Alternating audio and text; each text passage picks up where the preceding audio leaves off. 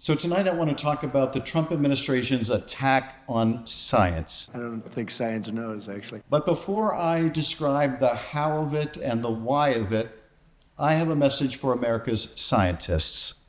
I want to tell you how much I appreciate your work, how much I value and treasure your work, how much support you have within the Congress, how much we care about what you do, how much we recognize the value you bring to this country, even though it may not seem like it, even though many of us may not speak to it, even though certainly the administration is hostile to it. We admire what you do. We support what you do. We are aware of the deep damage that is being done to your profession, and we are determined to make it stop and support your efforts. So let me talk about what is science, who are the scientists, what is the importance of the work that they do, and let's begin by some of the most well-known of American scientists. Of course, when you think of science, you think of Albert Einstein. He was born in Germany, came to the United States, forced out of Nazi Germany. We were the beneficiaries of a brain drain from Germany as Hitler persecuted, in particular, Jews and Jewish scientists. But for decades, we have been the beneficiary of American-born scientists and brilliant people coming from all over the world. Probably the original American scientist was Ben Franklin. Who can forget reading as even a child about Ben Franklin and the lightning rod and his early exploration of that phenomenon? But Ben Franklin was also known for his invention of the bifocals. So Ben Franklin, one of the original, one of the quintessential of all American scientists, but there have been so many others. Here's just a few of the more prominent American scientists. George Washington Carver, known for all of the advancements that he brought to the country in the field of agriculture and the science of agriculture and crop rotation. Rachel Carson, for her expansion of the field of environmental science. She is widely viewed as the one who launched the modern environmental movement.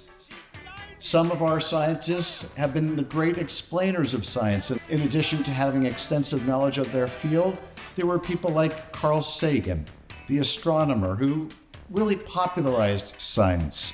You had Richard Feynman, another great explainer of science, an expert in quantum electrodynamics, someone who also played a key role in figuring out why the Challenger shuttle exploded, one of America's great science teachers and explainers. Hank Green, another great American scientist and explainer. Here's Hank Green. Hey look, it's our old friend Gregor Mendel, the super monk who discovered the basic principles of genetics. Neil deGrasse Tyson, another brilliant American scientist who has popularized science, and who, of course, can forget Bill Nye, the science guy. Where did we come from, and are we alone in the universe? And if you want to answer those questions, you've got to explore outer space. Well, I can tell you this much, Bill.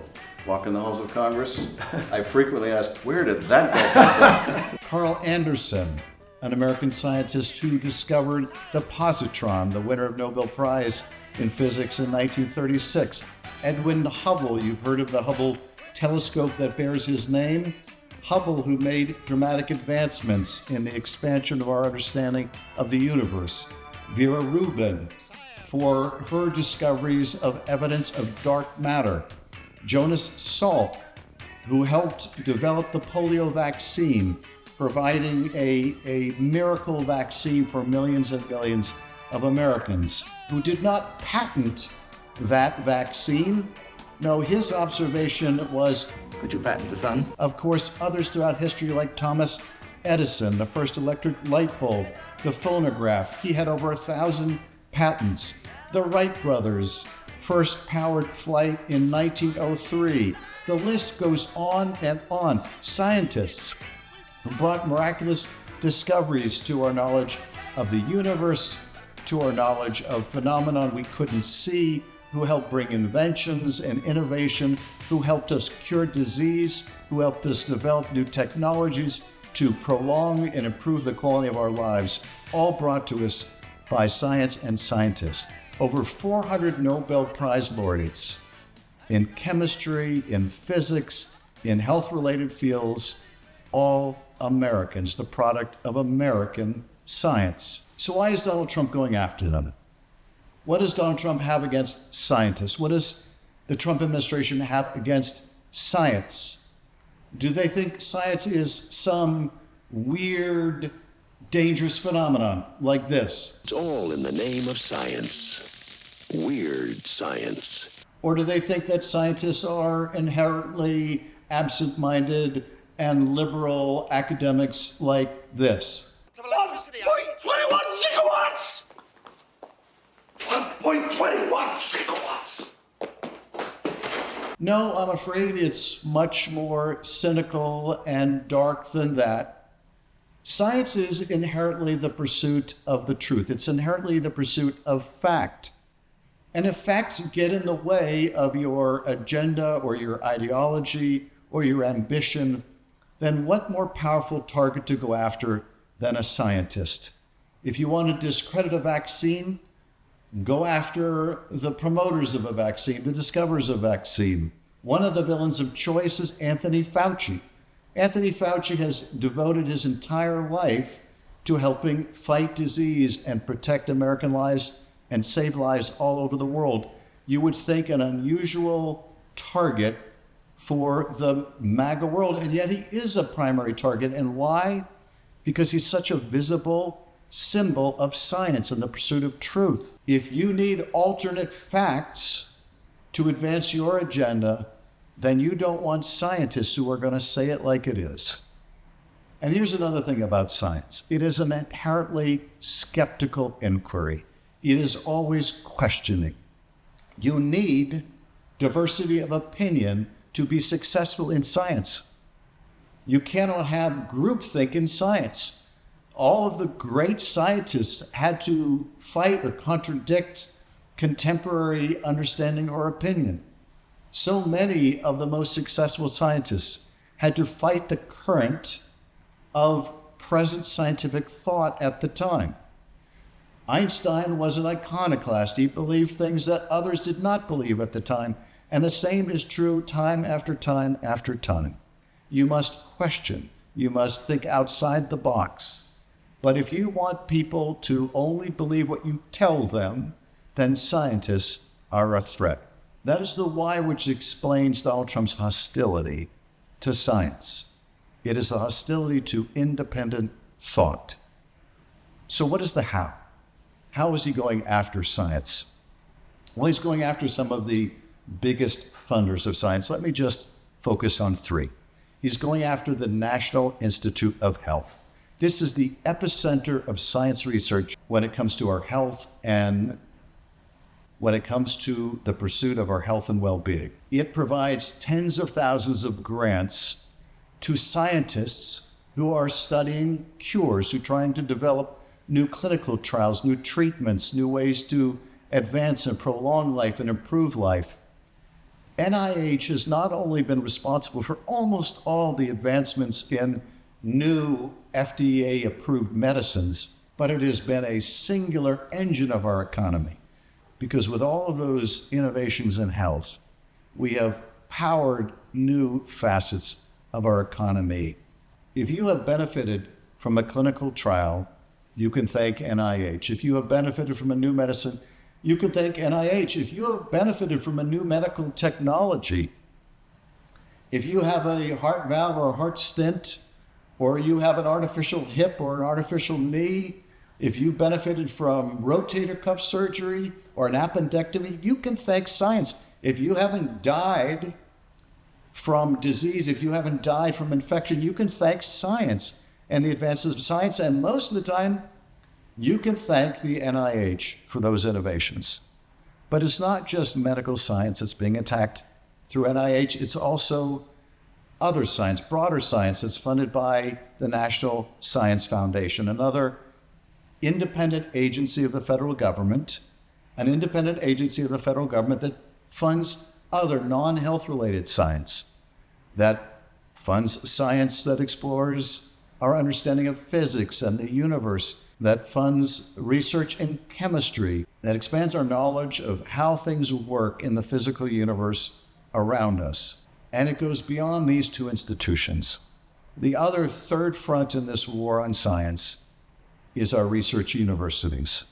They're trying to cut billions and billions of dollars from some of the most cross-cutting, most cutting-edge research that's being done all over America in this remarkable partnership between the federal government and our universities.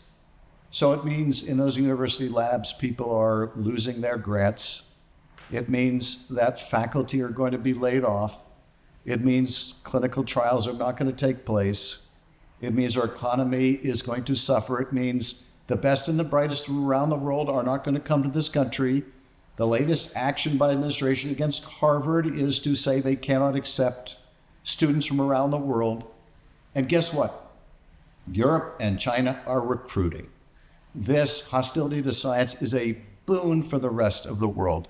It is terrible destruction for our future and for our economy. Now, there are a lot of other agencies affected. NOAA is being cut, and NASA is being cut. Everything, all of these scientific endeavors and the agencies that are supporting them are being cut.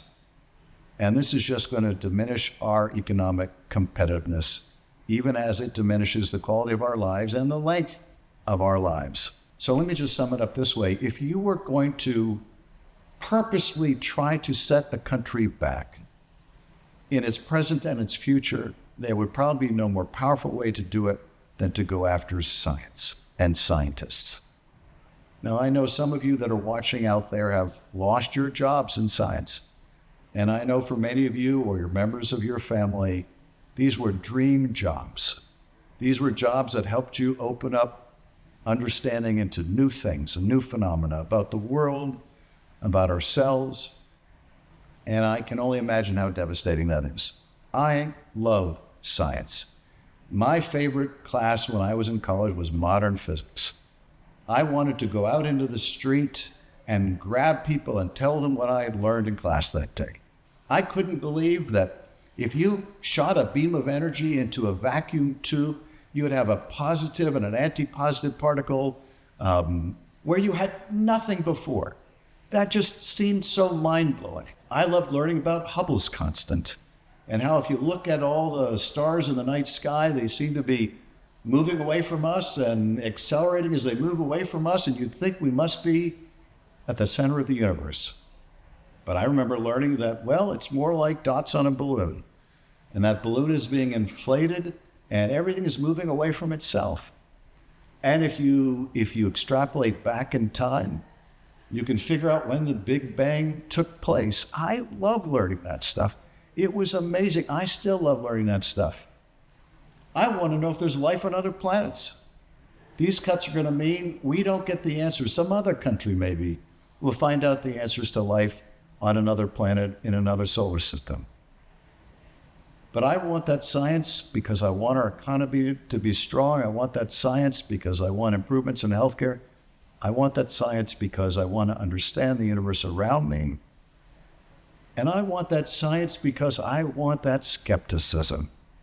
I want that healthy debate.